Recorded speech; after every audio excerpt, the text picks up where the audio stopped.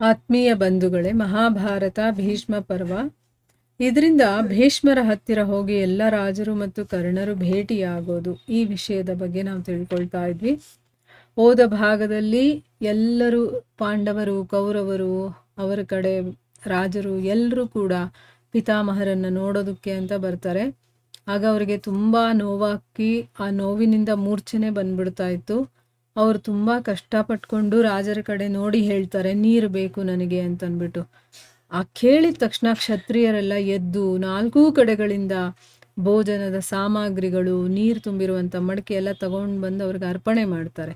ಅದನ್ನು ನೋಡಿ ಭೀಷ್ಮರು ಹೇಳ್ತಾರೆ, ಈಗ ನಾನು ಮೊದಲೇ ಭೋಗಿಸಿರುವಂಥ ಯಾವುದೇ ಮಾನವೀಯ ಭೋಗವನ್ನು ಸ್ವೀಕಾರ ಮಾಡೋದಿಲ್ಲ. ಯಾಕೆಂದರೆ ನಾನು ಮಾನವ ಲೋಕದಿಂದ ಬೇರ್ಪಟ್ಟು ನಾನು ಬಾಣಗಳ ಶಯ್ಯ ಮೇಲೆ ಮಲಗಿದ್ದೀನಿ ಅಂತನ್ಬಿಟ್ಟು ಈಗ ನಾನು ಅರ್ಜುನನ್ನ ನೋಡಬೇಕು ಅಂತ ಇಷ್ಟಪಡ್ತೀನಿ ಅಂತ ಹೇಳ್ತಾರೆ.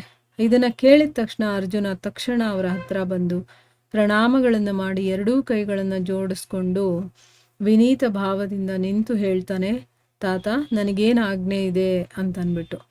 ಅರ್ಜುನ ಮುಂದೆ ನಿಂತಿರೋದನ್ನು ನೋಡಿ ಧರ್ಮಾತ್ಮರಾದಂಥ ಭೀಷ್ಮರು ಪ್ರಸನ್ನರಾಗಿ ಹೇಳ್ತಾರೆ, ಮಗು, ನಿನ್ನ ಬಾಣಗಳಿಂದ ನನ್ನ ಶರೀರ ಉರಿತಾ ಇದೆ, ಮರ್ಮಸ್ಥಾನಗಳಲ್ಲಿ ಬಹಳ ನೋವಾಗ್ತಾ ಇದೆ, ಬಾಯಿ ಒಣಗ್ತಾ ಇದೆ, ನನಗೆ ನೀರನ್ನು ಕೊಡು, ನೀನು ಸಮರ್ಥನಾಗಿದೆಯಾ, ನೀನು ನನಗೆ ವಿಧಿವತ್ತಾಗಿ ನೀರನ್ನು ಕುಡಿಸ್ಬಲ್ಲೆ ಅಂತ ಹೇಳ್ತಾರೆ. ಅಂದರೆ ಈಗ ನನಗೆ ಯಾವ ರೀತಿ ನೀರು ಬೇಕು ಅನ್ನೋದು ನಿನಗೆ ಗೊತ್ತಿದೆ, ಅದನ್ನು ಕುಡಿಸೋ ರೀತಿ ಕೂಡ ನಿನಗೆ ಗೊತ್ತಿದೆ ಅಂತ ಹೇಳ್ತಾರೆ.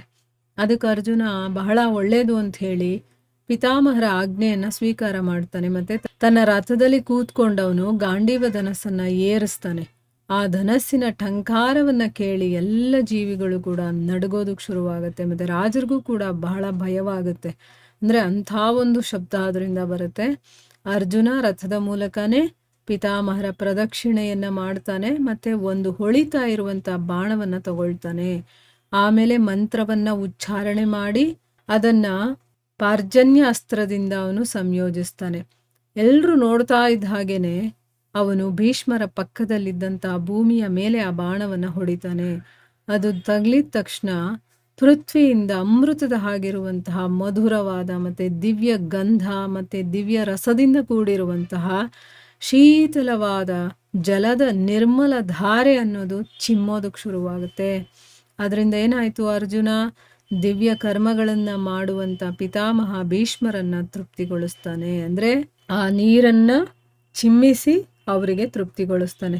ಅರ್ಜುನನ ಈ ಅಲೌಕಿಕವಾದ ಕರ್ಮವನ್ನು ನೋಡಿ ಅಲ್ಲಿ ಕೂತಿದ್ದಂಥ ರಾಜರಿಗೆ ಎಲ್ಲ ಬಹಳ ವಿಸ್ಮಯವಾಗುತ್ತೆ.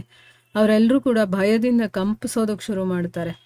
ಆಗ 4 ಕಡೆ ಶಂಖ ಮತ್ತು ದುಂದುಮಿಗಳ ತುಮುಲ ಧ್ವನಿ ಮೊಳಗೋದಕ್ಕೆ ಶುರುವಾಗುತ್ತೆ. ಭೀಷ್ಮರು ತೃಪ್ತರಾಗಿ ಎಲ್ಲರ ಮುಂದೆ ಅರ್ಜುನನ ಪ್ರಶಂಸೆಯನ್ನು ಮಾಡ್ತಾ ಹೇಳ್ತಾರೆ, ಮಹಾಬಾಹುವೆ, ನಿನ್ನಲ್ಲಿ ಈ ರೀತಿಯ ಪರಾಕ್ರಮ ಇರೋದು ಆಶ್ಚರ್ಯದ ವಿಷಯವೇನಲ್ಲ. ನನಗೆ ನಾರದರು ಮೊದಲೇ ಈ ವಿಷಯವನ್ನು ತಿಳಿಸಿದ್ರು. ಏನು ಅಂತಂದರೆ, ನೀನು ಪುರಾತನ ಋಷಿ ನರನಾಗಿದೆಯಾ, ಮತ್ತು ಭಗವಂತ ನಾರಾಯಣನ ಸಹಾಯದಿಂದ ದೊಡ್ಡ ದೊಡ್ಡ ಕೆಲಸಗಳನ್ನು ನೀನು ಮಾಡ್ತೀಯಾ ಅಂತನ್ಬಿಟ್ಟು. ಅಂಥ ಕೆಲಸಗಳನ್ನು ಇಂದ್ರಾದಿ ದೇವತೆಗಳೂ ಕೂಡ ಮಾಡುವ ಸಾಹಸವನ್ನು ಮಾಡೋದಿಲ್ಲ. ಆದರೆ ನೀನಂಥ ಕೆಲಸವನ್ನು ಮಾಡ್ತೀಯ. ನೀನು ಈ ಭೂಮಂಡಲದಲ್ಲಿ ಏಕಮಾತ್ರ ಸರ್ವಶ್ರೇಷ್ಠ ಧನುರ್ಧರನಾಗಿದ್ದೀಯಾ. ಈ ಯುದ್ಧವನ್ನು ತಡೆಯೋದಕ್ಕೆ ನಾನು ಮತ್ತು ವಿಧುರ, ದ್ರೋಣಾಚಾರ್ಯ, ಪರಶುರಾಮ, ಭಗವಂತ ಶ್ರೀಕೃಷ್ಣ ಮತ್ತು ಸಂಜಯ ಕೂಡ ಮತ್ತೆ ಮತ್ತೆ ಹೇಳಿದ್ವಿ. ಆದರೆ ದುರ್ಯೋಧನ ಯಾರ ಮಾತನ್ನು ಕೇಳಲಿಲ್ಲ. ಅವನ ಬುದ್ಧಿ ವಿಪರೀತವಾಗಿಬಿಟ್ಟಿದೆ. ಅಂದರೆ ಯಾರ ಮಾತನ್ನು ಕೇಳಿಸ್ಕೊಳ್ಳುವಂಥ ಸ್ಥಿತಿಯಲ್ಲಿ ಅವನ ಬುದ್ಧಿ ಇಲ್ಲ. ಅವನು ಪ್ರಜ್ಞೆ ತಪ್ಪಿರುವ ಹಾಗಿರ್ತಾನೆ. ಅಂದರೆ ಯಾರ ಮಾತಲ್ಲೂ ಅವನಿಗೆ ವಿಶ್ವಾಸ ಅನ್ನೋದೇ ಇಲ್ಲ. ಸದಾ ಶಾಸ್ತ್ರದ ಪ್ರತಿಕೂಲವಾದ ಆಚರಣೆಯನ್ನು ಮಾಡ್ತಾನೆ.